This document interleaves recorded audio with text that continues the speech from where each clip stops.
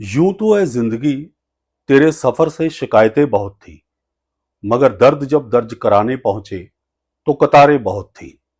अगर आप तुला राशि या लगन के जातक हैं तो गुलजार साहब की इस शायरी में छुपे दर्द को आप अच्छी तरह से समझ गए होंगे, क्योंकि पिछले लगभग 15 महीनों से राहु महाराज के सप्तम भाव में गोचर के कारण आपको जिन जिन कठिनाइयों का सामना करना पड़ा, उससे आपके दांपत्य जीवन से लेकर बाहरी जीवन की व्यवस्था पूरी तरह से अस्त व्यस्त हो गई। राहु महाराज ने आपको इन 15 महीनों में पैसों की असली कीमत क्या होती है, इस बात का एहसास करवा दिया। कौन अपना है, कौन पराया है, इस बात की भी परख करवा दी। आपको मैं सारी बातें एक एक करके बताऊंगा कि राहु महाराज के इस गोचर के दौरान आपको किन किन कष्टों का सामना करना पड़ा, और अब जबकि राहु महाराज 30 अक्टूबर को मीन राशि में प्रवेश करने वाले हैं, तो आपको जाते जाते क्या क्या राहतें देने वाले हैं। साथ में मैं आपको यह भी बताऊंगा कि जिन लोगों के दांपत्य जीवन में पिछले 15 महीनों से तनाव चरम सीमा पर पहुंच चुका है, वो दोपहर के समय किस रंग के वस्त्र कभी भी मत पहने। बने रहिए मेरे साथ वीडियो के अंत तक, ताकि कोई भी बात छूटने ना पाए। नमस्कार दोस्तों, मैं हूं आचार्य प्रकाश दत्त और आप देख रहे हैं ज्योतिष ज्ञान शास्त्र। उम्मीद करता हूं कि महादेव की कृपा से आप सकुशल होंगे। आप सभी का स्वागत है हमारे चैनल पर। अब आपके मन में ये प्रश्न तो अवश्य आया होगा कि अभी तो काफी समय पड़ा है राहु महाराज के राशि परिवर्तन को, तो ये वीडियो इतनी पहले क्यों। आपकी जानकारी के लिए बता देता हूं कि जब भी एक राशि में लंबे समय तक संचार करने वाला कोई ग्रह राशि परिवर्तन करता है, तो उससे लगभग 1.5 से 2 महीने पहले अपना प्रभाव दिखाना शुरू कर देता है। राहु महाराज के इस गोचर के कारण पिछले लगभग 15 महीनों से अब तक आपने जिन जिन मुसीबतों का सामना किया है, सितंबर महीने से ही आपको उससे राहत मिलनी शुरू हो जाएगी। देखिए, सप्तम भाव में राहु के गोचर के कारण जो पहला दुष्परिणाम आपको भुगतना पड़ा, वो था रोजमर्रा की आय में एकदम से गिरावट। चाहे आप बड़े व्यापारी हैं या फिर छोटे व्यापारी, आपको व्यापार में चढ़ाव तो कम देखने को मिले, लेकिन उतराव ज्यादा आए। छोटे मोटे बिजनेस तो बंद तक हो गए और कई बंद होने की कगार पर हैं। नौकरी पेशा लोगों पर भी इसका विपरीत असर पड़ा।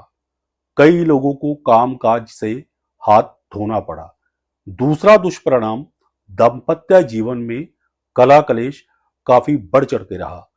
राहु महाराज की सेपरेटिव नेचर यानी पृथककारी स्वभाव के कारण कई मैरिड कपल्स के बीच तनाव इतना बढ़ गया कि कईयों के डाइवोर्स तक हो गए और कईयों के रिश्ते डाइवोर्स की कगार पर हैं। जब घर में लाइफ पार्टनर के साथ तनाव चल रहा हो, तो स्वाभाविक है कि व्यक्ति बाहर की दुनिया में भी अच्छी तरह से आचरण नहीं कर पाता। लिहाजा आपके बाहर भी संबंध बिगड़े। साझेदारी बिजनेस में भी आपको नुकसान हुआ। बिजनेस पार्टनर के साथ भी आपके संबंध बिगड़े। सप्तम भाव में गोचर कर रहे राहु के कारण कई तुला राशि या लगन वालों की पिछले 15 महीनों से शादी में विलंब हो रहा था। कहीं रिश्ता नहीं हो पा रहा था, तो कहीं सगाई होकर टूट रही थी।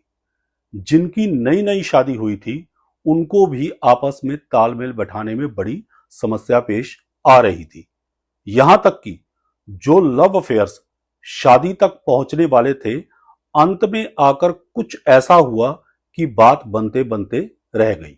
जिन तुला राशि या लगन वालों की कुंडली में जन्मस्थ मंगल और शुक्र शत्रु क्षेत्री थे या नीच राशिगत थे, उनको इस प्रकार की समस्याओं का सामना ज्यादा करना पड़ा। सप्तम भाव से राहु महाराज पंचम दृष्टि से एकादश भाव को देख रहे हैं, जिसका सीधा सीधा विपरीत असर इच्छाओं की पूर्ति यानी डिजायर्स फुलफिलमेंट पर पड़ा। बहुत सारी इच्छाएं अधूरी रह गई। जिनकी जन्मस्थ कुंडली में सूर्य पीड़ित थे, उन्होंने तो जो सोचा परिणाम ठीक उसके विपरीत मिले। धन का लाभ कम हो गया। बड़े भाई तथा मित्रों के साथ भी संबंध खराब हुए। ज्यादातर ये संबंध खराब होने का कारण पैसों का लेन देन रहा। अगर किसी से उधार मांगा तो उसने मुंह फेर लिया। तुला लगन या राशि वाले सास ससुर के अपने पुत्र वधु या जमाता के साथ रिश्तों में कड़वाहट आई। वैसे मेरा मशवरा है कि 30 अक्टूबर तक तुला राशि या लगन वाले अपनी संतान की मैरिड लाइफ में दखल अंदाजी बिल्कुल भी ना करें।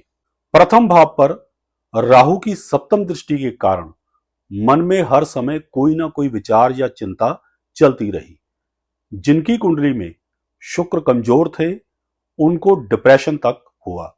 जन्मस्थ चंद्रमा पर राहु महाराज की पृथककारी दृष्टि के कारण कैश फ्लो कम और खर्च ज्यादा रहा, यानी कैश आया कम और खर्चे ज्यादा होते रहे। राहु की नवम दृष्टि तृतीया यानी पराक्रम भाव पर होने के कारण दौड़ धूप तो ज्यादा रही, आपने मेहनत भी खूब की, लेकिन उसके अनुपात में सकारात्मक परिणाम आपको नहीं मिले। अंत में जाकर निराशा ही हाथ लगी। व्यापारिक यात्राएं या अन्य यात्राएं भी कुछ विशेष परिणाम आपको नहीं दे पाई। जिनकी कुंडली में जन्म से ही मंगल, गुरु और बुध कमजोर थे उनको यात्राओं में ज्यादा नुकसान हुआ। भाई बहनों के साथ भी रिश्ते खराब रहे।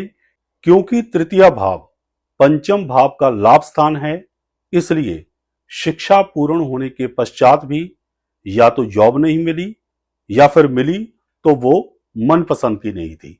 यदि आप माता पिता हैं तो आपकी संतान को भी जॉब ढूंढने में मुश्किलों का सामना करना पड़ा। इसके अलावा लोअर स्टमक में इंफेक्शन तथा वायु विकार ने भी तुला राशि या लगन वालों को काफी परेशान किया। लेकिन अब जबकि राहु महाराज 30 अक्टूबर को मीन राशि में प्रस्थान करने वाले हैं तो आपको तकरीबन सितंबर महीने से ही काफी रिलीफ्स मिलनी शुरू हो जाएंगी। सप्तम भाव राहु के प्रभाव से मुक्त होने जा रहा है, इसलिए रोजमर्रा की आय में बढ़ोतरी होगी। छोटे से लेकर बड़े व्यापारियों को इसका काफी लाभ मिलेगा।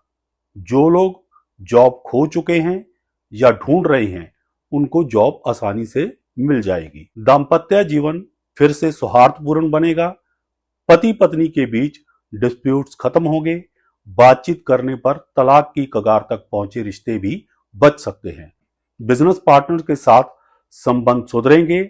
साझेदारी बिजनेस में लाभ होगा। जिन लोगों की शादी में विलंब हो रहा था, अब प्रयत्न करने पर न सिर्फ जल्दी रिश्ते मिलेंगे बल्कि अच्छे घरों में शादी के योग निर्मित हो रहे हैं।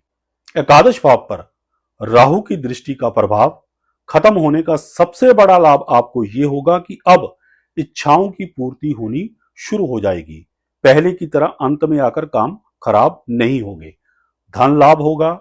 बड़े भाई, मित्रों, पुत्र वधु तथा जमाता के साथ मनमुटाव दूर होंगे। जिन व्यापारियों की सीसी लिमिट या बिजनेस लोन का काम अटका हुआ था, प्रयत्न करने पर अब वो आसानी से बन जाएगा। प्रथम भाव के राहु की दृष्टि से मुक्त होने के कारण आप तनाव से मुक्त होंगे। जो हर समय मन में विचारों या चिंता की आंधी सी चल रही थी, उससे आपको मुक्ति मिलेगी। आप अपने आप को प्रसन्नचित्त महसूस करेंगे। लोगों से आपके संबंध सुधरेंगे। सेहत संबंधी आ रही समस्याओं से राहत मिलेगी, खास करके लोअर स्टमक में इंफेक्शन से। जन्मस्थ चंद्रमा के राहु की दृष्टि से मुक्त होने से आपके पास पैसा टिकना शुरू हो जाएगा और आपके पास पर्याप्त मात्रा में कैश अवेलेबल रहेगा। तृतीय भाव भी राहु के माया जाल से मुक्त होगा, जिसका आपको बहुत बड़ा बेनिफिट मिलेगा। अब अंत में जाकर पहले की तरह काम नहीं बिगड़ेंगे। आपकी की जाने वाली मेहनत रंग लाएगी और आपको सफलता मिलनी शुरू हो जाएगी। व्यर्थ की दौड़ धूप से छुटकारा मिलेगा। व्यापारिक यात्राओं में लाभ मिलेगा। किसी धार्मिक स्थान की यात्रा का भी योग निर्मित हो रहा है। छोटे भाई बहनों से आपके रिश्ते सुधरेंगे। क्योंकि तृतीय भाव पंचम भाव का लाभ स्थान है, इसलिए प्रेम में सफलता और विवाह के योग निर्मित होंगे। जो विद्यार्थी शिक्षा पूर्ति के बाद जॉब ढूंढ रहे थे उनको जॉब मिलेगी। आपको अपनी स्किल्स यानी हुनर को आजमाने का पूरा पूरा मौका मिलेगा और आपको उसका लाभ भी होगा। जिन तुला राशि या लगन वाले माता पिता की संतानें लंबे समय से जॉब ढूंढ रही थी, उनको आसानी से जॉब मिल जाएगी। कुल मिलाकर देखें तो सितंबर ऑनवर्ड्स आपको काफी लाभ मिलने शुरू हो जाएंगे। अब अंत में हमेशा की तरह उपाय। जब तक श्रावण मास चल रहा है, हर सोमवार तथा शनिवार के दिन स्वच्छ जल में काले तिल मिलाकर शिवलिंग पर चढ़ाएं, ताकि राहु महाराज जाते जाते और भी शुभ फल करते जाएं। अगर संभव हो तो अष्ट धातु से बनी रिंग पुरुष अपने दाएं हाथ की मध्यमा उंगली तथा स्त्रियां अपने बाएं हाथ की मध्यमा उंगली में धारण कर लें।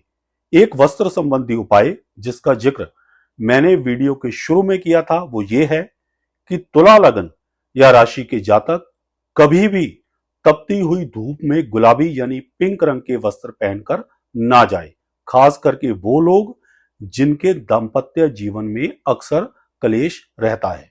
आशा करता हूं कि वीडियो में दी गई जानकारियों से आप लाभान्वित होंगे। अगर आपको हमारी ये वीडियो पसंद आई हो तो इसे लाइक करें, शेयर करें, हमारे चैनल को सब्सक्राइब करें और साथ में बेल आइकन को दबा दें ताकि हमारी हर नई वीडियो की नोटिफिकेशन आप तक सबसे पहले पहुंचे। सुखी रहें, स्वस्थ रहें, इसी मंगल कामना के साथ जय सिया राम, हर हर महादेव और बोलो श्री हरि विष्णु भगवान की जय।